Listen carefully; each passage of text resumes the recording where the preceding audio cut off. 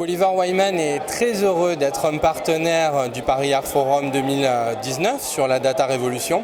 Donc nous, plus particulièrement, on va travailler sur comment utiliser le data afin de minimiser les émissions de CO2 et de favoriser la croissance du trafic aérien tout en étant responsable pour la planète. Aujourd'hui, il est sûr que la croissance du trafic aérien est une réalité. Le nombre d'avions va passer de 28 000 à 40 000 dans les 10 prochaines années.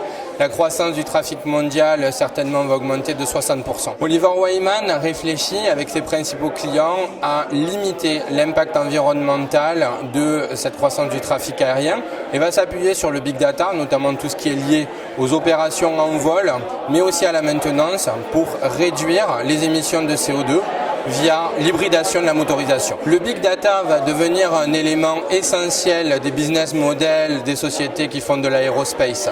Aujourd'hui, on voit de plus en plus des digital services émerger, qu'ils soient pour le passager, pour la compagnie aérienne, pour les acteurs de la maintenance, mais aussi pour les avionneurs. Dans cette tendance générale, on peut noter que certains avionneurs, par exemple, ont pris des engagements extrêmement agressifs de multiplier par 3, voire par 4 le chiffre d'affaires qu'ils vont faire dans les digital services grâce au big data d'ici 2025.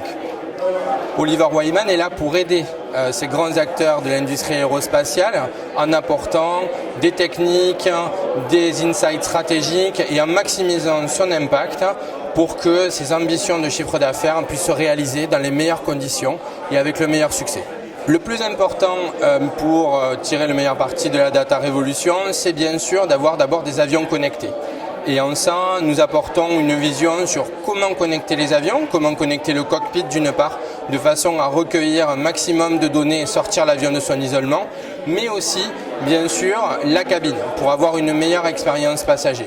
L'ensemble des données collectées vont permettre deux choses. D'une part, côté cockpit, on va pouvoir optimiser les trajectoires, les rendre beaucoup plus efficaces au niveau économique, moins de fuel consommé, au niveau environnemental, moins de CO2 rejeté. Et pour la cabine, le big data va amener ce qu'on appelle le end-to-end customer journey, c'est-à-dire un voyage qui est vraiment souple, fiable et j'allais dire prévisible pour le passager de son domicile jusqu'à sa destination finale. Nos principales pistes de travail est l'hybridation de la motorisation et l'introduction des technologies à base d'hydrogène, principalement pour minimiser les émissions de CO2 et pour améliorer le bilan carbone de l'industrie aéronautique au total. Donc nous réfléchissons en ce moment à introduire de manière progressive et en plus des énergies fossiles traditionnelles une part de propulsion à hydrogène ou électrique mais basée sur de l'hydrogène au sein des avions.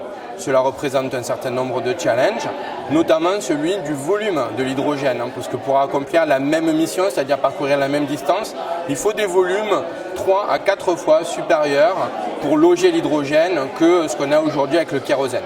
Donc ça va amener de nouvelles réflexions sur les formes des avions, qui vont améliorer également le confort des passagers très certainement, et ouvrir de nouvelles perspectives de transport autour du point à point et des drones en particulier.